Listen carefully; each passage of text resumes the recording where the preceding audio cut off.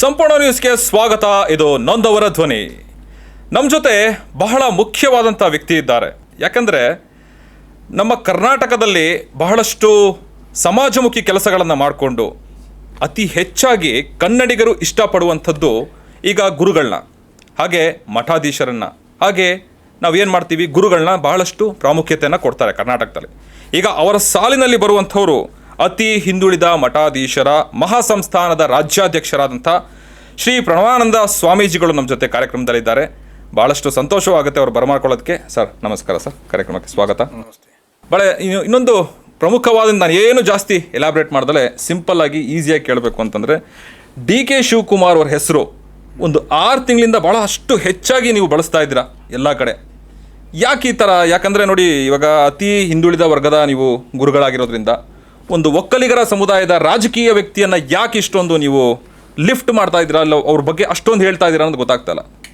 ನಾನು ಅತಿ ಹಿಂದುಳಿದ ಮಠಾಧೀಶ್ವರ ಮಹಾಸಭೆಯ ರಾಜ್ಯಾಧ್ಯಕ್ಷರು ಜೊತೆ ಇವತ್ತಿನ ರಾಜ್ಯದ ರಾಜಕೀಯ ವಾತಾವರಣದಲ್ಲಿ ಸ್ವಾಮೀಜಿಗಳೂ ಕೂಡ ಜಾತಿಯನ್ನು ಹೇಳಬೇಕಾದ ಪರಿಸ್ಥಿತಿಯನ್ನು ಬಂದಿದೆ. ನಾನು ಕೂಡ ಈಡಿಗ ಸಮುದಾಯದಲ್ಲಿ ಹುಟ್ಟಿರತಕ್ಕಂಥ ಗುರುಗಳು. ಸನ್ಮಾನ್ಯ ಡಿ ಕೆ ಶಿವಕುಮಾರ್ ಈ ರಾಜ್ಯಕ್ಕೆ ಹೊಸೊಬ್ಬರಲ್ಲ.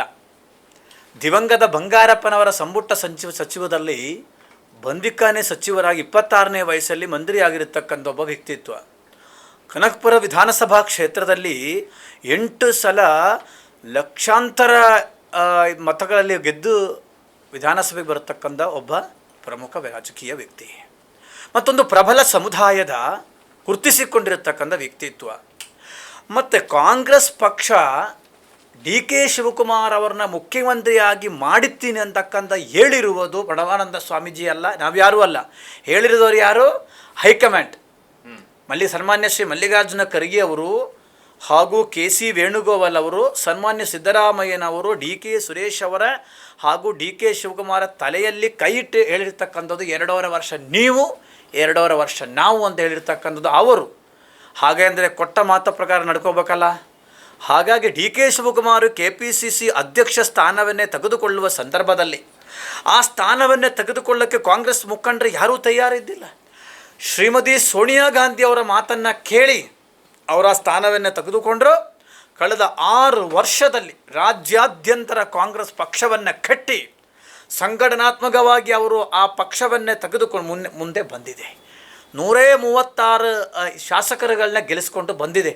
ಅದೆಲ್ಲವನ್ನೇ ಹಾಗೆ ಅಂದರೆ ಡಿ ಕೆ ಅಲ್ಲ, ಜೊತೆ ಸಿದ್ದರಾಮಯ್ಯನವರು ಇದ್ದಾರೆ, ಸನ್ಮಾನ್ಯ ಶ್ರೀ BK ಹರಿಪ್ರಸಾದ್ ಅವರಿದ್ದಾರೆ, ಇಲ್ಲ ಅಂತ ಹೇಳ್ತಾ ಇಲ್ಲ. ಆದರೆ ಸಂಘಟನಾತ್ಮಕವಾಗಿ ಎಲ್ಲ ವರ್ಗ ವರ್ಣಕ್ಕೆ ಎಲ್ಲರನ್ನೇ ಸೇರಿಸಿಕೊಂಡು ಡಿ ಕೆ ಶಿವಕುಮಾರ್ ಅವರು ಮುಂದೆ ಬಂದಿದೆ. ಮತ್ತು ಡಿ ಕೆ ಶಿವಕುಮಾರ್ ಅವರು ಯಾವತ್ತೂ ಕೂಡ ಜಾತಿ ಕಾರ್ಡನ್ನೇ ಪ್ಲೇ ಮಾಡಿರ್ತಕ್ಕಂಥ ಒಬ್ಬ ವ್ಯಕ್ತಿ ಅಲ್ಲ. ಅವರು ನಿಮ್ಮ ಜಾತಿ ಯಾವುದೊಂದ ಕೇಳಿದರೆ ನನ್ನ ಜಾತಿ ಕಾಂಗ್ರೆಸ್ ಅಂತ ಹೇಳುತ್ತಿದ್ದರು. ಆದರೆ ಇವತ್ತಿನ ರಾಜಕೀಯ ಪರಿಸ್ಥಿತಿಯಲ್ಲಿ ಅದು ಹೇಳಬೇಕಾದ ನಿರ್ಮಾಣವಾಗಿದೆ. ಅದಕ್ಕೋಸ್ಕರ ಕೊಟ್ಟ ಮಾತು ಹೈಕಮಾಂಡ್ ಪಾಲಿಸಬೇಕು. ಹೈಕಮಾಂಡ್ ಯಾವತ್ತೂ ಕೂಡ ಲೋ ಕಮಾಂಡ್ ಆಗಬಾರ್ದು. ಹಾಗಾಗಿ ಕೊಟ್ಟ ಮಾತು ಯಾಕೆ ಪಾಲಿಸೋದಿಲ್ಲ ಅಂತಂದರೆ, ಒಕ್ಕಲಿಂಗ ಸಮುದಾಯದಲ್ಲಿ ಹುಟ್ಟಿದೆ ಅಂತ ಒಂದೇ ಕಾರಣ. ಹಾಗೆ ಅಂದರೆ ಡಿ ಕೆ ಶಿವಕುಮಾರ್ ಅವರು ಮುಖ್ಯಮಂತ್ರಿ ಆಗಬಾರ್ದು, ಅವರಿಗೆ ಇರತಕ್ಕಂಥ ಅಯೋಗ್ಯತೆ ಏನು ಅದಾದರೂ ಹೇಳಬೇಕಲ್ಲ. ನೀವು ಹೈಕಮಾಂಡ್ ಬಂದು ಮುಂದೆ ಹೇಳಬೇಕಲ್ಲ. ಈ ಕಾರಣದಿಂದ ನಾವು ಮಾಡೋಕ್ಕಾಗೋದಿಲ್ಲ. ಆವಾಗ ಗೊತ್ತಾಗುತ್ತೆ ಕಾಂಗ್ರೆಸ್ ಏನಾಗುತ್ತೆ ಕರ್ನಾಟಕ ರಾಜ್ಯದಲ್ಲಿ ಅಂತಕ್ಕಂಥದ್ದು. ಆದರೆ ಸಿದ್ದರಾಮಯ್ಯನವರು ಈಗ ಹಿಂದುಳಿದ ವರ್ಗದವರಿಗೆ ನ್ಯಾಯ ಸಿಗ್ತಾ ಇಲ್ಲ ಅನ್ನೋದು ಬಹಳಷ್ಟು ಈಗ ನಡೀತಾ ಇರೋಂಥದ್ದು. ಅದಕ್ಕೇನು ಹೇಳ್ತೀರಾ ನೀವು? ನೋಡಿ, ನಾನು ಹೇಳತಕ್ಕಂಥದ್ದೇನು, ಡಿ ಕೆ ಶಿವಕುಮಾರ್ ಅವರಿಗೆ ಹಕ್ಕಿದೆ, ಅವರು ದುಡಿದಿದ್ದಾರೆ, ದುಡಿದಕ್ಕೆ ಕೂಲಿ ಕೊಡಬೇಕು. ಇದು ಎರಡನೇ ಪ್ರಶ್ನೆವೇ ಇಲ್ಲ. ಹಾಗಾಗಿ ನಾವೆಲ್ಲ 32 ಸಮುದಾಯಗಳು ಕೂಡ ಅವರ ಜೊತೆ ನಿಂತಿದೆ. ಮತ್ತು ತಾವೇನು ಕೇಳಿದರೆ, ಸನ್ಮಾನ್ಯ ಮುಖ್ಯಮಂತ್ರಿಗಳಾದ ಸಿದ್ದರಾಮಯ್ಯವ್ರ ಬಗ್ಗೆ ಭಾಳಷ್ಟು ಅಭಿಮಾನ ಇದೆ, ಇಲ್ಲ ಅಂದಿಲ್ಲ. ಅವರೂ ಕೂಡ ದೇಶದ ಒಂದು ಹಿಂದುಳಿದ ವರ್ಗದ ನಾಯಕ. ಆದರೆ ಅಹಿಂದ ಹೆಸರಿನಲ್ಲಿ ಬಂದಿರತಕ್ಕಂಥ ಅವರು ಇವತ್ತು ಅಹಿಂದದ ಭಾಳಷ್ಟು ಜನ ನಾಯಕರನ್ನೇ ಮುಗಿಸಿಲ್ವ? ಹಾಗೆ ಅಂದರೆ ಈ ರಾಜ್ಯದ ಈಡಿಗ ಸಮುದಾಯದ ಪ್ರಮುಖ ನಾಯಕರಾಗಿರ್ತಕ್ಕಂಥ ಜನಾರ್ದನ ಪೂಜಾರಿ ಅವರನ್ನು ಮುಗಿಸಿದರು. ಲಂಬಾಣಿ ಸಮುದಾಯದ ಮುಖಂಡರಾಗಿರ್ತಕ್ಕಂಥ ಸನ್ಮಾನ್ಯ ಶ್ರೀ ಶಿವಮೂರ್ತಿ ನಾಯಕರನ್ನು ಮುಗಿಸಿದರು. ನೇಕಾರ ಸಮುದಾಯದ ಮುಖಂಡರಾಗಿರ್ತಕ್ಕಂಥ KC ಕೊಂಡಯ್ಯನವ್ರನ್ನ ಮುಗಿಸಿದರು. ಅಂತ ಎಷ್ಟಷ್ಟು ನಾಯಕರುಗಳನ್ನ ಮುಗಿಸಿದಿರಿ. HG ರಾಮುಲು ಅವ್ರನ್ನ ಮುಗಿಸಿದಿರಿ. ಮಾಲಿಕೆಯ ಗುತ್ತಿದಾರನ ಹೊರಗಡೆ ದಬ್ಬಿದಿರಿ. ಅಂದ 100 ಜನನೇ ಏನಂದರೆ, ಸಿದ್ದರಾಮಯ್ಯನವರು JDS ಪಕ್ಷದಿಂದ ಕಾಂಗ್ರೆಸ್ ಪಕ್ಷಕ್ಕೆ ಬರುವ ಸಂದರ್ಭದವರು ಗೊತ್ತಿತ್ತು ಇಲ್ಲಿ ಯಾರ್ಯಾರು ಪ್ರಬಲರಿದ್ದಾರೆ, ಅವ್ರನ್ನೆಲ್ಲ ಸೈಡ್ಲೈನ್ ಮಾಡಿಕೊಂಡು ಬಂದರು. ವಿರೋಧ ಪಕ್ಷದ ನಾಯಕರಾದರು, ಮುಖ್ಯಮಂತ್ರಿ 2013 ಮುಖ್ಯಮಂತ್ರಿ ಆದರು. ಈಗ 3 ವರ್ಷ ಆದರೂ ಭಾಳಷ್ಟು ಬೆನಿಫಿಷರಿ ಆಗಿ ಬಂದಿದ್ರು ಅವರು. ಹಾಗೆ ಅಂದರೆ ನನ್ನ ಪ್ರಶ್ನೆ, ಹಿಂದುಳಿದ ಅಲ್ಪಸಂಖ್ಯ ಪರಿಶಿಷ್ಟ ಜಾತಿ ಸಮುದಾಯಗಳಿಗೆ 2013-18 ಈಗ 3 ವರ್ಷ ಏನೇನು ಕೊಟ್ಟಿದ್ದೀಯ ಅಂತಕ್ಕಂಥದ್ದು ಒಂದು ಏನು ಮಾಡಿ ಶ್ವೇತಪತ್ರವನ್ನು ಹೊರಡಿಸಿ. ಇವತ್ತು ಯಾವ್ಯಾವ ಸಮುದಾಯಗಳಿಗೆಷ್ಟು ಭೂಮಿಯನ್ನು ಕೊಟ್ಟಿದ್ದೀರಿ, ಬಜೆಟಲ್ಲಿ ಎಷ್ಟು ಹಣವನ್ನು ಕೊಟ್ಟಿದ್ದೀರಿ, ಕಾಲೇಜನ್ನು ಕೊಟ್ಟಿದ್ದೀರಿ. ಮುಸ್ಲಿಂ ಸಮುದಾಯದ ತನ್ವೀರ್ ಸೇಠು, UT ಖಾದರು ಹಾಗೂ ಜಮೀರ್ ಅಹಮದ್ 4 ಜನರನ್ನು ಬೆಳೆಸಿಬಿಟ್ರೆ ಇಡೀ ಮುಸ್ಲಿಂ ಸಮುದಾಯನ ಬೆಳೆಸಿದಂಗಿಲ್ಲ. ಮಾತೆತ್ತಿದ್ರೆ ಅವ್ರದ್ದು ಹೇಳ್ತೀರಿ, ಆದರೆ ಅವ್ರಿಗೇನು ಕೊಟ್ಟಿದ್ದೀರಿ ಹೇಳಿ?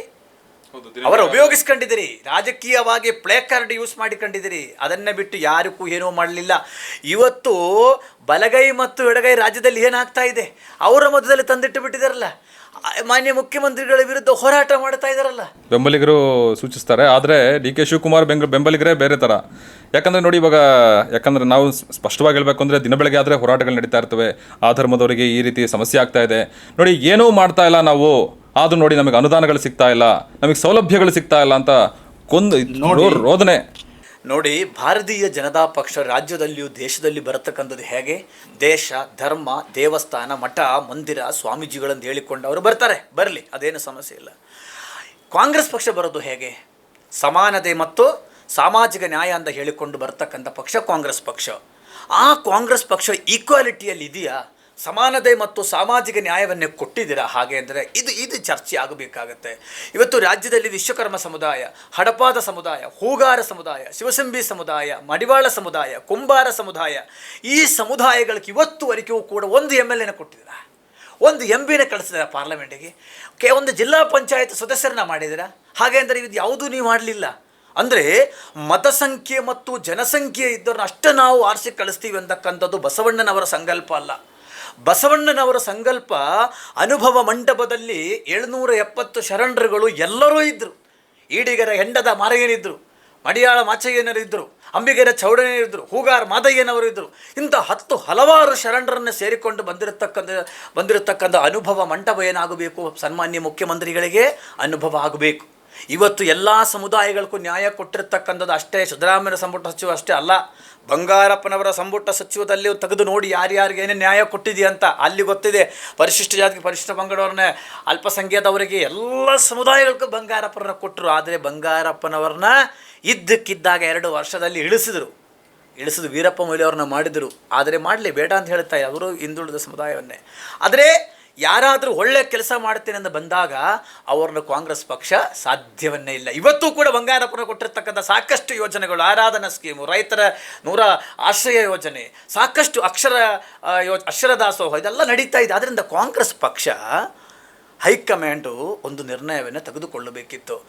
ಈ ಗ್ಯಾರಂಟಿ ಸ್ಕೀಮು ಅದು ಇದೆಲ್ಲ ಕೊಡ್ತಾ ಇದ್ದಾರಲ್ಲ, ಅದನ್ನ ಜೊತೆ ಈ ರೀತಿಯಲ್ಲಿ ಕಳೆದ 6 ತಿಂಗಳು ರಾಜ್ಯದಲ್ಲಿ ಈ ಥರ ಒಂದು ಗೊಂದಲನ್ನು ತರತಕ್ಕಂಥ ಕೆಲಸಕ್ಕೆ ಹೈಕಮಾಂಡ್ ಕೈ ಹಾಕಬಾರ್ದಿತ್ತು. ಆ ಥರ ಒಂದು ಗೊಂದಲ ಬಂದರೂ ಕೂಡ ಅದನ್ನು ಸರಿಯಾದ ರೀತಿಯಲ್ಲಿ ಏನು ಮಾಡಬೇಕಿತ್ತು, ಅದನ್ನು ಕರೆದು ಕೂಡಿಸಿ ಮಾಡಬೇಕಿತ್ತು. ಸರಿ ಸ್ವಾಮೀಜಿ, ಈಗ ತಾವು ಹೇಳಿದ್ದು ಮಾತುಗಳು ಹೇಗೆ ಅಂತಂದರೆ ಪ್ರತಿಯೊಬ್ಬರಿಗೂ ಮನದಟ್ಟಾಗುವಂಥ ಶಬ್ದಗಳೇ. ಆದರೆ ಈಗ ಸ್ವಾಮಿಗಳು ಅಂದ ತಕ್ಷಣ ಏನು ಮಾಡ್ತಾರೆ, ಮಠಾಧೀಶರು ಈ ರೀತಿಯಾದಂಥ ಅಕ್ರಮಗಳನ್ನ ಮಾಡ್ತಾ ಇದ್ದಾರೆ, ದುಡ್ಡನ್ನು, ಸರ್ಕಾರ ದುಡ್ಡುಗಳನ್ನ ತಗೊಂಡು ಬೇಕಾಬಿಟ್ಟು ಖರ್ಚು ಮಾಡ್ತಾರೆ. ಲೆಕ್ಕ ಕೊಡ್ತಾ ಇಲ್ಲ ಕೇಳಿದ್ರೆ, ಅವರು ಟ್ರಸ್ಟ್ನವ್ರಿಗೆ ಕೇಳಿದ್ರೆ ಅವರು ಹಿಂದೇಟ್ ಹಾಕ್ತಾರೆ. ಕೋಟ್ಯಾಂತರ ರೂಪಾಯಿ, ಎಷ್ಟು ದುಡ್ಡು, ಅದಕ್ಕೆಲ್ಲ ಏನು ಹೇಳ್ತೀರಿ? ಇವಾಗ ನೋಡಿ, ಎಷ್ಟು ಗೌರವಿತವಾಗಿ ನೀವು ಇರುವಂಥ ಒಂದು ಸ್ಥಾನದಲ್ಲಿರೋರಿಗೆ ಈ ರೀತಿ ಕಳಂಕ ಬಂದಾಗ ಯಾವ ರೀತಿ ಇದನ್ನು ಸ್ವೀಕಾರ ಮಾಡ್ತೀರಲ್ಲ, ಯಾವ ರೀತಿ ಹೇಳ್ತೀರ ಅದನ್ನ? ನೋಡಿ, ಒಂದು ಧರ್ಮದಲ್ಲಿ ರಾಜಕೀಯ ಇಲ್ಲ, ಆದರೆ ರಾಜಕೀಯದಲ್ಲಿ ಧರ್ಮ ಇರಬೇಕು. ಈ ದೇಶ, ಈ ರಾಜ್ಯ ಆಡಳಿತ ಮಾಡುವ ಸಂದರ್ಭದಲ್ಲಿ ರಾಜರುಗಳಿಗೂ ಕೂಡ ಅವರ ಪ್ಯಾಲೇಸುಗಳಲ್ಲಿ, ಅರಮನೆಗಳಲ್ಲಿ ರಾಜಗುರುಗಳು ಇದ್ದರು ಮಾರ್ಗದರ್ಶನ ಕೊಡೋದಕ್ಕೆ. ಇಲ್ಲಿ ಏನಾಗಿದೆ, ಸ್ವಾಮೀಜಿಗಳನ್ನೇ ಕೂಡ, ಸ್ವಾಮೀಜಿಗಳ ಮಧ್ಯದಲ್ಲಿಯೂ ಕೂಡ ತಂದಿಡ್ತಕ್ಕಂಥ ಕೆಲಸ ರಾಜಕಾರಣಿಗಳು ಮಾಡತಕ್ಕಂಥದ್ದು. ಸಾಂವಿಧಾನಿಕವಾದ ಹಕ್ಕುಗಳ ಪ್ರಕಾರ ಈ ರಾಜ್ಯದ ಜನರ ತೆರಿಗೆಯಲ್ಲಿ ಮಠಾಧೀಶರಿಗೆ ಮಠಗಳಿಗೆ ದುಡ್ಡನ್ನು ಕೊಡುವ ಸಂದರ್ಭದಲ್ಲಿಯೂ ಕೂಡ ತಾರತಮ್ಯವನ್ನು ಮಾಡತಕ್ಕಂಥ ಕೆಲಸ ನಡೀತಾ ಇದೆ. ದೊಡ್ಡ ದೊಡ್ಡ ಮಠಗಳಿಗೆ ನೀವು ಕೋಡಿಯನ್ನು ಕೊಡ್ತೀರಿ, ಸಣ್ಣ ಹಿಂದುಳಿದ ವರ್ಗದ ಮಠಾಧೀಶರಿಗೆ 1 ರೂಪಾಯಿಯನ್ನೇ ಕೊಡುವುದಿಲ್ಲ. ಅವರ ಮಠದ ಮುಂದೆ ನಿಮ್ಮ ಗಾಡಿ ಕ್ಯೂ ಅನ್ನು ಹಾಕಿ ಹೋದರೂ ಕೂಡ ಅವರ ಮಠಕ್ಕೊಂದು ಭೇಟಿಯನ್ನೇ ಕೊಡುವುದಿಲ್ಲ. ಇಲ್ಲಿಯೂ ಕೂಡ ನೀವು ತಾರತಮ್ಯವನ್ನೇ ಮಾಡತಕ್ಕಂಥದ್ದು. ಇವತ್ತು ಅತಿ ಹಿಂದುಳಿದ ವರ್ಗದ ಮಠಾಧೀಶರು ಯಾರೂ ಕೂಡ ಅವ್ಯವಹಾರ ಮಾಡಲಿಲ್ಲ, ಮಾಡಿದವರು ಯಾರು ಅಂತಕ್ಕಂಥದ್ದು ಸರ್ಕಾರ ನೋಡ್ಕೊಳ್ಳಿ, ತನಿಖೆ ಆಗಲಿ. ನಾನು ಅದಕ್ಕೆ ಸರ್ಕಾರಕ್ಕೆ ಒತ್ತಾಯ ಮಾಡ್ತಾ ಇದ್ದೀನಿ, ಕೊಡ್ತೀನಿ ಅಂದರೆ ಎಲ್ಲ ಮಠಗಳಿಗೂ ಕೂಡ ಸರಿ ಸಮಾನವಾಗಿ ಕೊಡಿ, ಇಲ್ಲವಾದರೆ ನಿಮ್ಮ ಹಣ ಬೇಕಾಗಿಲ್ಲ ಅಂತಕ್ಕಂಥ ನಾನು ಹೇಳ್ತಾ ಇದ್ದೀನಿ. ಕೊಟ್ಟ ಮಠಗಳಲ್ಲಿ, ಅವರ ಕಾಲೇಜುಗಳಲ್ಲಿ, ಅವರ ಶಾಲೆಯಲ್ಲಿ, ಸಂಸ್ಥೆಯಲ್ಲಿಯೂ ಕೂಡ ಬಡ ಮಕ್ಕಳಿಗೆ ಒಂದಷ್ಟು ಸೀಟುಗಳನ್ನೇ ಮೀಸಲಾತಿ ಇರ್ತಕ್ಕಂಥ ಕೆಲಸ ಆದರೂ ಕೂಡ ಈ ಸರ್ಕಾರಗಳು ಮಾಡಬೇಕಿತ್ತು. ಸರ್ಕಾರಗಳ ಹಣ ಕೊಟ್ಟದ್ರಿಂದ ಮಠಾಧೀಶರು ಕೂಡ ಒಂದಷ್ಟು ನಿರ್ಲಕ್ಷ್ಯರಾಗಿದೆ ಅಂತಕ್ಕಂಥದ್ದು ಕೂಡ ನಾನು ಹೇಳಬಹುದು. ಆದರೆ ಸರ್ಕಾರ ನೀವು ಈ ರೀತಿ ಕೊಡ್ತಾ ಇಲ್ಲ ಅಂತ ಹೇಳಿದ್ರು, ಬಟ್ ಯಾಕೆ ಇಷ್ಟೊಂದು ಒಲವು ಡಿ ಕೆ ಶಿವಕುಮಾರ್? ಯಾಕಂದರೆ ನೋಡಿ, ಸರ್ಕಾರ ಅಂದರೆ ನಥಿಂಗ್ ಬಟ್ ಲೈಕ್ ಸಿದ್ದರಾಮಯ್ಯ ಅವರು, ಡಿ ಕೆ ಶಿವಕುಮಾರ್ ಎಲ್ಲ ಬೆಂಬಲಿಗರೆಲ್ಲ ಸೇರಿ ಒಂದು ಸರ್ಕಾರನ ರಚನೆ ಮಾಡಿರ್ತಾರೆ. ಸೊ ಹಾಗಾಗಿ ಸರ್ಕಾರನ ದೂಷಿಸ್ತಾ ಇರುವಂಥದ್ದು ಈಗ ವಿಚಾರ ಬಂದಾಗ ಇವರು ಡಿ ಕೆ ಶಿವಕುಮಾರ್ ಸ್ಥಾನದಲ್ಲಿ ಇರ್ತಾರೆ. ಸೊ ಯಾಕೆ ನೀವು ಆ ಕಡೆ ಒಲವಿದೆ ಅನ್ನೋದು ನೋಡಿ. ಸ್ವಾಮೀಜಿಗಳಂದ್ರೆ ಕೆಲವೊಬ್ಬರು ರಾಜಕಾರಣ ಹೇಳಿಕೆ ಕೊಟ್ಟಿದ್ದನ್ನು ನೋಡಿದೆ ನಾನು. ಸ್ವಾಮೀಜಿಗಳು ರಾಜಕಾರಣ ಮಾತಾಡಬಾರ್ದು, ಸ್ವಾಮೀಜಿಗಳು ಧರ್ಮವನ್ನೇ ಮಾತಾಡಬೇಕು. ನಂಗೆ ಯಾಕೆ ಮಾಡಕ್ಕೆ ಬರ್ತೀರಿ ಮಾಡಕ್ಕೆ ಬರಕೋಬೇಡಿ ನೀವು. ಅಂದರೆ ಚುನಾವಣೆ ಸಂದರ್ಭದಲ್ಲಿ ಹಣ್ಣಿನ ಬುಟ್ಟಿ, ಹಾರ, ಶಾಲು ತಗೊಂಡು ಮಠಕ್ಕೆ ಬಂದು 10 ಫೋಟೋಗಳು ಹಾಕಿ ಫೇಸ್ಬುಕ್ಕಲ್ಲಿ ಹಾಕ್ತೀರಿ. ಯಾವುದು ನೀವೊಂದು ಕಾರ್ಯಕ್ರಮ ಮಾಡಿದರೆ ನಮ್ಮನ್ನು ಸ್ವಾಮೀಜಿಗಳನ್ನ ಕೂಡ್ಸೋಕ್ಕೆ ಮಹಾರಾಜರ ಚೇರುಗಳು ಹಾಕ್ತೀರಿ, ಎಲ್ಲವನ್ನೇ ನೀವು ಮಾಡ್ತೀರಿ.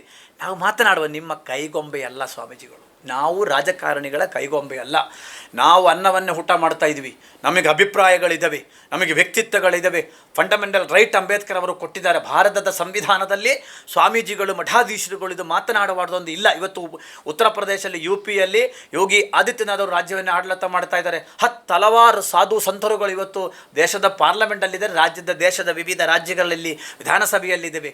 ಆದ್ದರಿಂದ ಸಂವಿಧಾನದಲ್ಲಿ ಪ್ರಧಾನಮಂತ್ರಿಗಳು ಸ್ವಾಮೀಜಿಗಳೊಂದಿಲ್ಲ, ಎಲ್ಲರೂ ಪ್ರಜೆಗಳೇ. ಅದಕ್ಕೋಸ್ಕರ ರಾಜಕೀಯದಲ್ಲಿ ಗೊಂದಲಗಳನ್ನೇ ಬಂದಾಗ ಆ ರಾಜಕಾರಣಿಗಳು ಅವರು ದಾರಿಯನ್ನು ಹಿಡಿಯುವ ಸಂದರ್ಭದಲ್ಲಿ ಅವ್ರಿಗೆ ಬುದ್ಧಿ ಮಾತು ಹೇಳಿ ತಿದ್ದುವ ಹಕ್ಕು ಯಾರಿಗಿದೆ? ಸ್ವಾಮೀಜಿಗಳಿಗಿದೆ. ಅದನ್ನು ಮುಂದುವರಿಸ್ತೀವಿ. ಈಗ ಎಕ್ಸಾಂಪಲ್, ಜನರ ನಾರ್ಮಲ್ ಆಗಿ ಮಾತಾಡಿದ್ರೆ ಸರ್ವಸಂಗ ಪ್ರತಿಯಾಗಿ ಅಂತ ಹೇಳ್ತಾರೆ. ಅಂದರೆ ಅವ್ರಿಗೆ ಯಾವುದು ಬೇಡ, ಅವ್ರಿಗೇನಿದೆ ದೇವರು ಒಂದು ವಚನಗಳ ಹೇಳುವುದಾಗಿರ್ಬೋದು, ಇಲ್ಲಾಂದರೆ ಸಮಾಜಮುಖಿ ಕೆಲಸಗಳಲ್ಲಿ, ಹೋರಾಟಗಳಲ್ಲಿ ತೊಡಗಿಸಿಡುವಂಥ ವ್ಯಕ್ತಿಗಳಾಗಿರ್ತಾರೆ. ಸೊ ಈಗ ರಾಜಕೀಯ ಈ ಹೋರಾಟ ಯಾಕೆ ಇದು ಮಿಕ್ಸ್ ಆಗಿ ಬ್ಲಾಸ್ಟ್ ಆಗ್ತಾ ಇದೆಯೋ, ಇಲ್ಲಾಂದರೆ ಜನಕ್ಕೆ ಅರ್ಥ ಆಗ್ತಾ ಇಲ್ವೋ, ಇಲ್ಲಾಂದರೆ ಸರ್ಕಾರಕ್ಕೆ ಅರ್ಥ ಆಗ್ತಾ? ನೋಡಿ, ಸತ್ಯಯುಗ, ತ್ರೇತಾಯುಗ, ದ್ವಾಪರ ಯುಗ, ಕಲಿಯುಗ, ಇದು ನಾವು ಕಲಿಯುಗದಲ್ಲಿದ್ದೇವೆ. ಒಂದು ಕಾಲದಲ್ಲಿ ನಾವು ಸುಚ್ಚಾದರೆ ಸಾಕು, ಬಲ್ಬ್ ಆಗಬೇಕಿದ್ದಿಲ್ಲ. ಈಗ ನಾವು ಬಲ್ಬ್ ಆಗಬೇಕಾದ ಪರಿಸ್ಥಿತಿ ನಿರ್ಮಾಣವಾಗಿದೆ. ಆದ್ದರಿಂದ ನೇರವಾಗಿ ಬಂದು ಒಪಿನಿಯನ್ ಹೇಳಬೇಕಾದ ಪರಿಸ್ಥಿತಿಗೆ ಇವತ್ತು ನಾವು ಬಂದಿದ್ದೀವಿ. ಯಾಕೆ ಅಂತಂದರೆ ಸರ್ವಸಂಗ ಪರಿತ್ಯಾಗಿಯ ಮೀನಿಂಗ್ ಇದೆಯಲ್ಲ, ಆ ತ್ರೇತಾಯುಗದ ಸತ್ಯಯುಗದನ್ನು ಈ ಕಲಿಯುಗದಲ್ಲಿ ಕಂಪೇರ್ ಮಾಡೋಕ್ಕಾಗೋದಿಲ್ಲ. ಭಕ್ತರು ಮತ್ತು ಸ್ವಾಮೀಜಿಗಳು ಮತ್ತು ಭಕ್ತರು ಅಂತಕ್ಕಂಥದ್ದು ಇವತ್ತು ಭಾಳಷ್ಟು ಕಾಲ ಬದಲಾವಣೆ ಆಗ್ತಾ ಇದ್ದೇವೆ. ಆ ಸಂದರ್ಭದಲ್ಲಿ ನಾವು ಕೂಡ ಬದಲಾವಣೆ, ಧರ್ಮದ ಆಚಾರ ವಿಚಾರಗಳಲ್ಲಿ ಬದಲಾವಣೆ ಇರುವುದಿಲ್ಲ. ಆದರೆ ಒಪಿನಿಯನಲ್ಲಿ ಇವತ್ತಿನ ಪ್ರಜಾಪ್ರಭುತ್ವದ ವ್ಯವಸ್ಥೆಯಲ್ಲಿ ನಾವು ಕೂಡ ತಿದ್ದುವ ಶಕ್ತಿಗಳಾಗಬೇಕಾಗುತ್ತೆ. ಖಾದಿ ಮತ್ತು ಕಾವಿ, ಇದು ಮೂರೂ ಕೂಡ ನ್ಯಾಯ ಮತ್ತು ಧರ್ಮವನ್ನೇ ರಕ್ಷಣೆ ಮಾಡುವ ಹಿನ್ನೆಲೆಯಲ್ಲಿ ನಾವು ಕೆಲಸ ಮಾಡಬೇಕಾಗುತ್ತೆ. ಸಮಾಜವನ್ನೇ ಜಾಗೃತಿ ಮಟ್ಟಕ್ಕೆ ತೆಗೆದುಕೊಂಡು ಹೋಗೋದು ಭಾಳ ದೊಡ್ಡ ಜವಾಬ್ದಾರಿ ನಮಗಿದೆ. ಅದಕ್ಕೆ ಅರ್ಥ ಏನು? ನಮ್ಮಲ್ಲಿಯೂ ತಪ್ಪುಗಳು ಬರ್ತದೆ, ಇಲ್ಲ ತಪ್ಪುಗಳು ಕೆಲವೊಂದು ಕಡೆ ಬರ್ತದೆ. ಅದಕ್ಕೆ ನಾನು ಹೇಳ್ತೇನೆ, ಸರ್ವಸಂಗ ಪರಿತ್ಯಾಗಿಗಳನ್ನಿಂದ ಕನ್ಸೆಪ್ಟನ್ನು ಬಿಟ್ಟು ಮಠಾಧೀಶರುಗಳೆಲ್ಲ ಸಾಧ್ಯ ಆಗುವಷ್ಟೇ ರೀತಿಯಲ್ಲಿ ಪುತ್ರವರ್ಗ ಮಠದ ಪರಂಪರೆಗೆ ಬರಬೇಕು, ಮದುವೆ ಆಗಬೇಕು, ಅವನ ವಂಶ ಪಾರಂಪರ್ಯ ಮಠಗಳಿಗೆ ಸ್ವಾಮೀಜಿಗಳಿಗೆ ಎಳಿಬೇಕು. ಆ ಕಾಲದಲ್ಲಿ ಸಾಧ್ಯ ಆಗ್ತಿತ್ತು. ಇವತ್ತು ಅರಿಷಡ್ ವರ್ಗಗಳನ್ನು ಯಾರಿಗೂ ಸಾಧ್ಯವಾಗದಾದ್ರು ಮಾಡಿಕೊಳ್ಳಿ, ಬೇಡ ಅಂತ ಹೇಳುತ್ತಾ ಇಲ್ಲ. ಆದರೆ ಕಾಮಕ್ರೋಧ, ಲೋಭ, ಮತ, ಮಾತ್ಸರ್ಯವನ್ನೇ ಹಿಡಿತದಲ್ಲಿ ಹಿಡ್ಕೊಂಡು ಅರಿಷಡ್ ವರ್ಗಗಳನ್ನ ಕಂಟ್ರೋಲ್ ಮಾಡಿಕೊಂಡು ಅವರ ತಪಸ್ಸಿನ ಶಕ್ತಿಯಿಂದ ಮಾಡುವವರು ಮಾಡಲಿ, ಬೇಡ ಅಂತ ಹೇಳ್ತಾ ಇಲ್ಲ. ತವರು ವಂಶ ಪಾರಂಪರ್ಯಕ್ಕೆ ಬಂದು ನಮ್ಮ ಹಿಂದೂ ಧರ್ಮದಲ್ಲಿ ಎಲ್ಲಿಯೂ ಕೂಡ ಮದುವೆ ಆಗಬಾರ್ದೊಂದಿಲ್ಲ. ಇವತ್ತು ದೇವರುಗಳೆಲ್ಲರೂ ಮದುವೆ ಆಗಿದ್ದಾರೆ, ಇವತ್ತು ಬಸವಣ್ಣನವರು ಆಗಿದ್ದಾರೆ, ಎಲ್ಲರೂ ಆಗಿದ್ದಾರೆ. ಯಾಕೆ ಆಗಬಾರ್ದು? ಗುರುಗಳು ಹಾಗೆ ವಂಶ ಪಾರಂಪರ್ಯಕ್ಕೆ ಸ್ವಾಮೀಜಿಗಳು ಬರಬೇಕು. ಇವತ್ತು ಕಲಬುರಗಿ ಮಠ ಉತ್ತಮವಾದ ಉದಾಹರಣೆ ಇದೆ. ಕಲಬುರಗಿ ಶರಣಬಸವೇಶ್ವರ ಮಠ, ಪೂಜ್ಯ ಶರಣಬಸವಪ್ಪರ ಮನೆ ದಿವಂಗತರಾದರು, ಅವರ ಪುತ್ರ ಇವತ್ತು ಪೀಠಾಧಿಪತಿಗಳಾದ, ನಮ್ಮದೆಲ್ಲ ಉದಾಹರಣೆಗಳಿದ್ದಾವೆ. ಆದ್ದರಿಂದ ಇವತ್ತಿನ ಕಾಲಕ್ಕೆ ಪುತ್ರವರ್ಗ ಮಠ, ಗುರುವರ್ಗ ಮಠ, ಶಿಷ್ಯವರ್ಗ ಮಠ, ಈ ಮೂರಕ್ಕೊಂದು ಅರ್ಥಗಳಿದ್ದಾವೆ. ಅದರಿಂದ ಪುತ್ರವರ್ಗ ಮಠಗಳಿಗೆ ಮಹರ್ಷಿ ಪರಂಪರೆ, ಋಷಿ ಪರಂಪರೆಯನ್ನೇ ಈ ಕಾಲದಲ್ಲಿ ಮುಂದುವರಿಸುವುದು ಸನಾತನ ಧರ್ಮಕ್ಕೆ ಒಳ್ಳೆಯದಾಗುತ್ತೆ ಅಂತಕ್ಕಂಥ ಭಾವನೆ ನನ್ನಲ್ಲಿ ಇದೆ. ಭಾಳಷ್ಟು ಜನ ರಾಜಕೀಯ ನಾಯಕರುಗಳು ಸಂಪರ್ಕಿಸಿಲ್ಲ ಅಂದಿಲ್ಲ. ಆದರೆ ನಾವು ಯಾವತ್ತೂ ಕೂಡ ರಾಜಕಾರಣಕ್ಕೆ ಬರಬೇಕು ಅಂದೇಳಿ ಯಾವ ಹೋರಾಟಗಳು ಕೂಡ ಮಾಡಲಿಲ್ಲ. ಮತ್ತು ನಾವು ಏನು ನಮ್ಮ ಆಸಕ್ತಿ ಏನಿದೆ ಇಲ್ಲ ಅದಕ್ಕಂದು ಸೆಕೆಂಡ್ರಿ ಇರ್ತದೆ. ಜನರ ಅಪೇಕ್ಷೆ ಮತ್ತು ಆ ಸಂದರ್ಭ ಏನಿದೆ ಅಂದಕ್ಕಂದು ಇವತ್ತು ಹೇಳೋಕ್ಕಾಗೋದಿಲ್ಲ.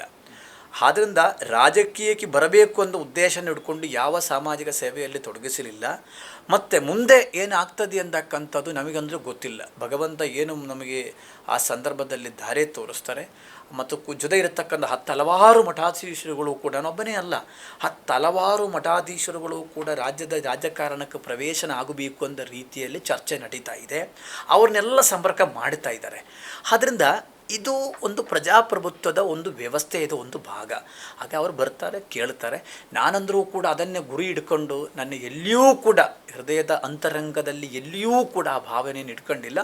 ಮತ್ತು ಏನಾಗುತ್ತೆ ಅಂತಕ್ಕಂಥದ್ದು ಮುಂದೆ ನಾನು ಅದು ಇವತ್ತು ಹೇಳೋಕ್ಕಾಗಲ್ಲ, ಮುಂದೆ ಆ ಸಂದರ್ಭದಲ್ಲಿ ಬಂದ ನೋಡಿ. ಮೇರುನಡ ಡಾಕ್ಟರ್ ರಾಜ್ಕುಮಾರ್ ಅವರು ಯಾವುದೂ ಒಂದು ಜಾತಿಗೆ ಸೀಮಿತವಾಗಿರ್ತಕ್ಕಂಥವರಲ್ಲ. ಈ ದೇಶದ ಆಸ್ತಿ ಕನ್ನಡಿಗರ ಆಸ್ತಿ. ಆದ್ದರಿಂದ ದಾದಾ ಸಾಹೇಬ್ ಫಾಲ್ಕೆ ಅವಾರ್ಡನ್ನು ಪಡೆದುಕೊಂಡಿರ್ತಕ್ಕಂಥ ಒಬ್ಬ ವ್ಯಕ್ತಿ, ಗೋಕಾಕ್ ಚಳುವಳಿಯನ್ನು ಮಾಡಿರ್ತಕ್ಕಂಥ ವ್ಯಕ್ತಿ, ನಾಡು ನುಡಿ ಜಲವನ್ನು ಬಂದಾಗ ಸಾಕಷ್ಟು ಹೋರಾಟ ಮಾಡಿ ಚಿತ್ರದ ಫೀಲ್ಡಲ್ಲೇ ತೋರಿಸ್ಕೊಟ್ಟಿರ್ತಕ್ಕಂಥ ಒಬ್ಬ ವ್ಯಕ್ತಿತ್ವ. ಆ ವ್ಯಕ್ತಿತ್ವದ ಬಗ್ಗೆ ಚೇತನ್ ಅವರು ಮಾತನಾಡಬೇಕಾದ್ರೆ, ಒಂದು ರಾಜ್ಕುಮಾರ್ ಅವರು ಹಿಂದುಳಿದ ವರ್ಗದ ಈಡಿಗ ಸಮುದಾಯದಲ್ಲಿ ಹುಟ್ಟಿ ನಮಗೆಲ್ಲರಿಗೂ ಗೊತ್ತಿದೆ, ಅದನ್ನೇ ಪ್ರಶ್ನೆ. ಆದ್ದರಿಂದ ಚೇತನ್ ಅವರು ಮಾತನಾಡೋದಕ್ಕೆ ಅದು ಒಂದು ಕಾರಣ ಇದೆ ಅಂತಕ್ಕಂಥದ್ದು ನನ್ನ ಪ್ರಶ್ನೆ ಇದೆ. ಅದು ಒಂದು ಕಾರಣ ಇರ್ಬೋದು. ಆದರೆ ರಾಜ್ಕುಮಾರ್ ಅವ್ರಿಗೆ ಯಾಕೆ ಭೂಮಿಯನ್ನು ಕೊಟ್ಟಿದ್ದೀಯ ಅಂತಕ್ಕಂಥದ್ದು ಕೇಳೋದಕ್ಕಿಂತ ಸನ್ಮಾನ್ಯ ದಿವಂಗತ ವಿಷ್ಣುವರ್ಧನ್ ಅವರಿಗೂ, ಶಂಕರ್ನಾಗ್ ಅವರಿಗೂ, ಅಂಬರೀಷ್ ಅವ್ರಿಗೂ ಬೇಕು ಅಂತ ಕೇಳಿ ಹೋರಾಟ ಮಾಡಿ ನಾವೆಲ್ಲ ಬರ್ತೇವೆ. ಆದರೆ ರಾಜ್ಕುಮಾರ್ ಅವರಿಗೆ ಭೂಮಿ ಕೊಟ್ಟಿದ್ದ ಪ್ರಶ್ನೆ ಮಾಡಿದಾರಲ್ಲ, ಇದು ಕನ್ನಡಿಗರ ಸ್ವಾಭಿಮಾನಕ್ಕೆ ಮಾಡಿರ್ತಕ್ಕಂಥ ಪ್ರಶ್ನೆ, ಕನ್ನಡಿಗರ ಮೇಲೆ ದಬ್ಬಾಳಿಕೆದ ಪ್ರಶ್ನೆ. ಬೇಕು ಅಂತ ಹೇಳಿಕೊಂಡು ಚೀಪ್ ಪಬ್ಲಿಸಿಟಿ, ಬೇರೆ ಏನೂ ಅಲ್ಲ, ಚೀಪ್ ಪಬ್ಲಿಸಿಟಿಗೋಸ್ಕರ ಮಾಡಿರ್ತಕ್ಕಂಥ ಒಂದು ವ್ಯವಸ್ಥೆಯನ್ನು ಕಾಣಬಹುದು. ನಾವು ಯಾವತ್ತೂ ಕೂಡ ರಾಜ್ಕುಮಾರ್ ಅವ್ರನ್ನ ಜಾತಿಯಿಂದ ನೋಡೋದಿಲ್ಲ. ಆದರೆ ನಾನು ಹೇಳಬೇಕಾದ, ಯಾಕಂದರೆ ಇವತ್ತಿನ ವ್ಯವಸ್ಥೆಯಲ್ಲಿ ಅದೂ ಕೂಡ ಸೇರಿಬೇಕಾದ ವ್ಯವಸ್ಥೆಯನ್ನೇ ಬಂದು. ಅದರಿಂದ ಚೇತನ್ ಅಹಿಂಸೆ ಅವರು ಅಷ್ಟೇ ಅಲ್ಲ, ಅದಕ್ಕೆ ಹೋರಾಟ ಮಾಡಿರ್ತಕ್ಕಂಥ ಸಾರಾ ಗೋವಿಂದ ಅವ್ರ ಮೇಲೆ ಕೂಡ ಕೇಸ್ ಹಾಕಿ ಒಂದು ಗೊಂದಲವನ್ನು ತರತಕ್ಕಂಥ ಕೆಲಸ ಚೇತನ್ ಅಹಿಂಸೆ ಅವರು ಮಾಡುತ್ತಿದ್ದಾರೆ. ನಾನು ಮನವಿ ಮಾಡ್ತೇನೆ, ಚೇತನ್ ಅಹಿಂಸೆ ತಾವು ಯುವಕರಿದ್ದೀರಿ, ತಮಗೆ ಅವಕಾಶ ಚಿತ್ರಣ ಫೀಲ್ಡಲ್ಲಿ ಅವಕಾಶ ಮಾಡಿಕೊಟ್ಟಿರೋದು ಕೂಡ ದೊಡ್ಡ ಮನೆಯವರು. ಇವತ್ತು ಅದೇ ಕುಟುಂಬದ ವಿರುದ್ಧ ಬಂದು ಮಾತನಾಡತಕ್ಕಂಥದ್ದು ಎಷ್ಟು ಮಟ್ಟಕ್ಕೆ ಸರಿ ಅಂತಕ್ಕಂಥದ್ದು ಅವರು ಯೋಚನೆ ಮಾಡಬೇಕು. ಇದನ್ನು ಸರಿಯಾಗಿ ಕಂಟ್ರೋಲ್ ಮಾಡಲಿಲ್ಲ ಆದರೆ, ಇಷ್ಟು ಹಗುರವಾಗಿಯೇ ಮಾತಾಡ್ತಾ ಇದ್ದಾರಲ್ಲ, ಇದನ್ನು ಸರಿಯಾಗಿ ಅದನ್ನು ಕಂಟ್ರೋಲ್ ಮಾಡಲಿಲ್ಲ ಆದರೆ, ಹಿಡಿತದಲ್ಲಿ ಹಿಡ್ಕೊಂಡಿಲ್ಲ ಅಂದರೆ ನಾಳೆ ಎಲ್ಲರ ಬಗ್ಗೆಯೂ ಕೂಡ ಮಾತನಾಡ್ತಾರೆ. ಸರ್, ದೇಶದ ಇಂದಿರಾ ಗಾಂಧಿ ಅವರು 20 ಎಕರೆ ಕೊಟ್ಟಾರೆ ಡೆಲ್ಲಿಯಾಗ. ಏನ್ರಿ, ಯಾರಿಗೆ ಬೇಕಾದ ಸರ್ಕಾರ ಸಾಕಷ್ಟು ಎಕರೆ ಭೂಮಿಗಳು ಕೊಟ್ಟಿದ್ದಾರೆ. ಇವತ್ತು ಮಠ ಮಾನ್ಯಗಳಿಗೂ ಕೊಟ್ಟಿದ್ದಾರೆ. ಇವತ್ತು ರಾಜ್ಕುಮಾರ್ದು ಒಂದೇನ್ನ ಪ್ರಶ್ನೆ ಮಾಡಬೇಕು ಅಂದರೆ ಅದು ಸುಮ್ಮನೆ ಮಾಡಿದಲ್ಲ. It's very planned. The conspiracy, 100% conspiracy. ಆ ಕಾನ್ಸ್ಪರೆನ್ಸಿದ ಭಾಗವಾಗಿ ಮಾಡಿರ್ತಕ್ಕಂಥದ್ದು. ಅದನ್ನ ಹಿಂದೆ ಭಾಳ ದೊಡ್ಡ ಷಡ್ಯಂತರ ಇದೆ. ಆ ಕಾನ್ಸ್ಪರೆನ್ಸಿ ಬಗ್ಗೆ ತನಿಖೆ ಆಗಬೇಕು. ಅದಕ್ಕೋಸ್ಕರ ಇವತ್ತು ರಾಜ್ಕುಮಾರ್ ಅಂತಲ್ಲಿ ಒಂದು ಚರ್ಚೆ ಆಗಲಿ ಬೇಡ ಅನ್ನಲ್ಲ, ಆದರೆ ಆ ವ್ಯಕ್ತಿತ್ವಕ್ಕೂ ಧಕ್ಕೆ ಹಾಗೂ ಅವರ ಹುಟ್ಟದ ಹಬ್ಬದನ್ನ ಮಾಡ್ತಾರೆ ಇದೆ ಅಂಥದ್ದು. ಹಾಗಾಗಿ ಸರ್ಕಾರವು ಕೂಡ ಇದು ಬಗ್ಗೆ ಸರ್ಕಾರ ಇವತ್ತು ಅವರ ಜಯಂತಿಯನ್ನು ಮಾಡ್ತಾ ಇದ್ದಾರೆ. ಸರ್ಕಾರೇ ಭೂಮಿಯನ್ನು ಕೊಟ್ಟಿದ್ದಾರೆ. ನಾವು ಕೊಟ್ಟಿದ್ದಲ್ಲ, ಎಲ್ಲರಿಗೂ ಕೊಡಿ ಅಂತ ನಾವು ಕೇಳೋಣ. ಎಲ್ಲರಿಗೂ ಕೊಡಲಿ, ಎಲ್ಲ ಕನ್ನಡದ ಸ್ವಾಭಿಮಾನವನ್ನು ಉಳಿಸಿರತಕ್ಕಂಥ ಚಿತ್ರರಂಗಕ್ಕೆ ಕೊಡಲಿ, ಬೇಡ ಅಂತ ಹೇಳ್ತಾ ಇಲ್ಲ. ಆದರೆ ರಾಜ್ಕುಮಾರ್ ಅಂದರೆ ಕನ್ನಡ ಅಂದರೆ ರಾಜ್ಕುಮಾರು. ಸಾವಿರಾರು ಲಕ್ಷಾಂತರ ಜನ, 7 ಕೋಟಿಯ ಜನವನ್ನು ಅವರು ಇವತ್ತು ನೋಡಿ, ಅವರ ಭಾಳಷ್ಟು ಫಿಲಿಮ್ಗಳನ್ನು ನೋಡಿಕೊಂಡು ಬೆಂಗಳೂರು ಬಂದು ದುಡಿದವರು ಭಾಳಷ್ಟು ಹಳ್ಳಿಗಳಲ್ಲಿ ಹೋಗಿರ್ತಕ್ಕಂಥ ಒಂದಷ್ಟು ಫಿಲಿಮ್, ಕೃಷಿಯಲ್ಲಿ ತೊಡಗಿಸಿಕೊಂಡಿರ್ತಕ್ಕಂಥ ಫಿಲಿಮ್ಗಳು ಅಂತ ಹುಟ್ಟಿದರೆ ಅಂತ ಕನ್ನಡ ನಾಡು ಹುಟ್ಟು ಅದೆಲ್ಲ ಇವತ್ತೂ ಕೂಡ ನಮಗೆ ಒಂದು ಎಷ್ಟು ಸ್ವಾಭಿಮಾನವನ್ನು ಬರ್ತಾ ಇದೆ. ಆದರೆ ಅಂಥವ್ರನ್ನೇನು ಮಾಡ್ತಾ ಇದ್ದಾರಲ್ಲ, ಇದು ಕನ್ನಡ ನಾಡಿನ ಜನ ಸಹಿಸುವುದಿಲ್ಲ. ಇದು ಜನ ಅವರಿಗೆ ತಕ್ಕ ಪಾಠವನ್ನು ಕಲಿಸಬೇಕು ಅಂತಕ್ಕಂದು ನಾನು ಹೇಳ್ತಾ ಇದ್ದೀನಿ. ನಾವು ಕೂಡ ದೂರು ಕೊಟ್ಟಿದ್ದೀವಿ, ಇವತ್ತೂ ಕೂಡ ನಾವು ದೂರು ಮತ್ತು ಮುಂದುವರಿಸಿದ್ದೀವಿ. ಇದು ಈ ರೀತಿ ಚರ್ಚೆ ಆಗಬಾರ್ದು. ಚರ್ಚೆ ಯಾವತ್ತೂ ಕೂಡ ಒಳ್ಳೆಯ ದಿಕ್ಕಿಗೆ ಸಾಗಬೇಕು, ಹೋರಾಟ ಒಳ್ಳೆ ದಿಕ್ಕಿಗೆ ಹೋಗಬೇಕು. ಈ ರೀತಿ ಚಿತ್ರರಂಗದಿಂದ ಬಹಿಷ್ಕಾರ ಹಾಕಬೇಕು ಅಂತ ಹೇಳಿರ್ತಾರಲ್ಲ. ಇಲ್ಲ ನೋಡಿ, ಫಂಡಮೆಂಟಲ್ ರೈಟು ಸಂಬಂಧಪಟ್ಟದಲ್ಲಿ ಇರ್ತದೆ. ನಾವು ಹೇಳ್ತಕ್ಕಂಥ ಈ ರೀತಿ ಆಗಬಾರ್ದು. ಅವರ ಯಾವುದೋ ಎಲ್ಲ ಒಂದಷ್ಟು ಸಂಘಟನೆ ಆ ಕಡೆ ಇರ್ತದೆ, ಒಂದಷ್ಟು ಸಂಘಟನೆ ಈ ಕಡೆ ಇರ್ತದೆ, ಅದು ಪ್ರಶ್ನೆ ಅಲ್ಲ ಇಲ್ಲಿ. ರಾಜ್ಕುಮಾರ್ ಅವರು ಕನ್ನಡ ನಾಡಿಗೆ ಕೊಟ್ಟಿರ್ತಕ್ಕಂಥ ಕೊಡುಗೆ ಏನದು ಚರ್ಚೆ ಮಾಡಬೇಕಲ್ಲ. ಅದು ಚರ್ಚೆ ಮಾಡೋದು ಬಿಟ್ಟು ಕೇವಲ ಅವತ್ತಿನ ಕಾಲ 20 ವರ್ಷದ ಹಿಂದೆ ಅಲ್ಲಿ ಎಷ್ಟು ಬೆಲೆ ಇತ್ತು, ಬೆಲೆ ಬಾಳುವ ಭೂಮಿ ಇತ್ತು, ಇವತ್ತು ಅದು ಬೇರೆ ವಿಷಯ. ಆದ್ದರಿಂದ ನಾವು ಯಾರಿಗೂ ಕೊಡೋದಕ್ಕೂ ನಾವು ವಿರೋಧಿಗಳಲ್ಲ. ಆದರೆ ಕೇವಲ ಒಂದು ಹಿಂದುಳಿದ ವರ್ಗದಲ್ಲಿ ಹುಟ್ಟಿ ಇವತ್ತು ದೇಶದಲ್ಲಿ ವಿಶ್ವದಲ್ಲೇ ಒಂದು ಹೆಸರನ್ನು ಪಡೆದಿರ್ತಕ್ಕಂಥ ಯಾರು ಇವತ್ತು ಪದ್ಮಭೂಷಣ, ಫಾಲ್ಕೆ ಅವಾರ್ಡು, ದಾದಾ ಸಾಹೇಬ್ ಫಾಲ್ಕೆ ಅವ್ರು ಯಾರಕ್ಕೆ ಸಿಕ್ಕಿದ್ದಾರೆ? ಅಂಥ ವ್ಯಕ್ತಿಯನ್ನು ಬಂದು ಇವತ್ತು ಸ್ವಂತ ಫಿಲಿಮ್ ಇದನ್ನು ಮಾಡಿಕೊಂಡು ವಾಣಿಜ್ಯವನ್ನು ಮಾಡಿಕೊಂಡು ಇದು ಭಾಳ ಹಲವಾರು ಜನರಿಗೆ ದಾರಿಯನ್ನೇ ತೋರಿಸ್ಕೊಟ್ಟಿರ್ತಕ್ಕಂಥ ವ್ಯಕ್ತಿತ್ವ. ಕ್ಯಾಮರಾಮೇನಿಂದ ಹಿಡಿದು ಎಲ್ಲಿವರೆಗೂ ಕೂಡ ಡೈರೆಕ್ಟರ್ವರೆಗೂ ಕೊಟ್ಟಿರ್ತಕ್ಕಂಥ ಆ ಫ್ಯಾಮಿಲಿ ಬಗ್ಗೆ ಮಾತಾಡ್ತೀನಿ ಅಂತಂದರೆ ಇದು ಒಳ್ಳೆಯ ಉದ್ದೇಶದಿಂದ ಸನ್ಮಾನ್ಯ ಶಿವಣ್ಣನವರು ಕೂಡ ಧ್ವನಿ ಎತ್ತಬೇಕಿತ್ತು. ಸನ್ಮಾನ್ಯ ಮಧು ಬಂಗಾರಪ್ಪನವರು ಮಾತನಾಡಬೇಕಿತ್ತು. ಅವರೆಲ್ಲರೂ ಮಾತನಾಡಬೇಕಿತ್ತು. ರಾಜ್ಕುಮಾರ್ ಅಭಿಮಾನ ಮೇಲೆ ಬಿಡ್ತಕ್ಕಂಥ ಅಭಿಮಾನಿಗಳೆಲ್ಲರೂ ಮಾತನಾಡಬೇಕಿತ್ತು. ಎಲ್ಲಿಯೂ ಒಂದು ಕಡೆ ಅವರು ಧ್ವನಿ ಎತ್ತಿಲ್ಲದ್ದು ಕೂಡ ಸರಿಯಾದ ಒಂದು ಪದ್ಧತಿ ಅಲ್ಲ ಅಂತಕ್ಕಂಥದ್ದು ಕೂಡ ನಾವು ಹೇಳ್ಬೋದು. ಈ ರೀತಿ ಆದರೆ ಮುಂದೆ ಎಲ್ಲ ನಟರ ಬಗ್ಗೆಯೂ ಕೂಡ ಈ ರಾಜ್ಯಕ್ಕೆ ಕೊಡುಗೆ ಕೊಟ್ಟಿರ್ತಕ್ಕಂಥ ಭಾಳಷ್ಟು ಜನರಿದ್ದಾರೆ. ಅವರ ಬಗ್ಗೆಲ್ಲ ಈ ರೋಡಲ್ಲಿ ಹೋಗೋರು, ಬೀದಿಯಲ್ಲಿರೋರೆಲ್ಲರೂ ಕೂಡ ಧ್ವನಿ ಇದರಿಂದ ಹಗುರವಾಗಿ ಮಾತಾಡ್ತಾರೆ. ಇದು ಆಗಬಾರ್ದು. ಸರ್ಕಾರ ಇದಕ್ಕೆ ಪ್ರತಿಕ್ರಿಯೆ ಕೊಡಬೇಕು. ಸನ್ಮಾನ್ಯ ಕುಮಾರಸ್ವಾಮಿ ಅವರು ಮುಖ್ಯಮಂತ್ರಿ ಆದಾಗ ನಾನು ಜಾಗ ಕೊಟ್ಟಿರೋದನ್ನ ನನಗೆ ಅನಿಸೋ ಪ್ರಕಾರ ಕುಮಾರಸ್ವಾಮಿ ಅವರು ಮುಖ್ಯಮಂತ್ರಿ ಇರ್ಬೋದು, ಹೌದಲ್ವಾ? ಕೊಟ್ಟಿರ್ಬೋದು. ಆದ್ದರಿಂದ ಅಭಿಮಾನಿ ದೇವರುಗಳೊಂದು ಕರೆದಿರತಕ್ಕಂಥವ್ರು ಯಾರು? ರಾಜ್ಕುಮಾರ್ ಅವರು. ನಮ್ಮನ್ನೆಲ್ಲ ದೇವರೊಂದ ಕರೆದ್ರು ಅವರು. ಅಂಥವ್ರ ಮೇಲೆ ನೀವು ಈ ಒಂದು ಕಾನ್ಸ್ಪರೆನ್ಸಿಯಿಂದ ಮಾತನಾಡೋದೇನಿದೆಯಲ್ಲ ಚೇತನ ಅಹಿಂಸವರೇ, ಇದು ನಿಮಗೆ ಶೋಭೆ ತರತಕ್ಕಂಥ, ನಿಮಗೆ ಚರ್ಚೆ ಆಗಬೇಕಾ, ಪಬ್ಲಿಸಿಟಿ ಬೇಕಾ, ಹಲವಾರು ವಿಷಯಗಳಿದೆ.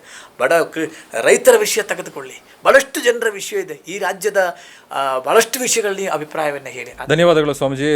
ಬಹಳ ಅದ್ಭುತವಾಗಿ ವಿಚಾರಗಳನ್ನು ನಮ್ಮ ಜನಗಳಿಗಾಗಿ, ನಮ್ಮ ಸಂಪೂರ್ಣ ವಾಹಿನಿಯ ವೀಕ್ಷಕರಿಗೆ ಎಲ್ಲ ಸ್ಪಷ್ಟವಾಗಿ ಮಾಹಿತಿಯನ್ನು ಕೊಟ್ಟರೆ ನಮ್ಮ ಕಾರ್ಯಕ್ರಮಕ್ಕೆ ಬಂದಿದ್ದಕ್ಕೆ ತುಂಬ ಧನ್ಯವಾದಗಳು. ಇದಾಗಿತ್ತು ಇವತ್ತಿನ ವಿಶೇಷ. ನಿರಂತರ ಸುದ್ದಿಗಾಗಿ ನೋಡ್ತಾ ಇರಿ ಸಂಪೂರ್ಣ ನ್ಯೂಸ್. ಇದು ನೊಂದವರ ಧ್ವನಿ. ಸಂಪೂರ್ಣ ನ್ಯೂಸ್, ಇದು ನೊಂದವರ ಧ್ವನಿ.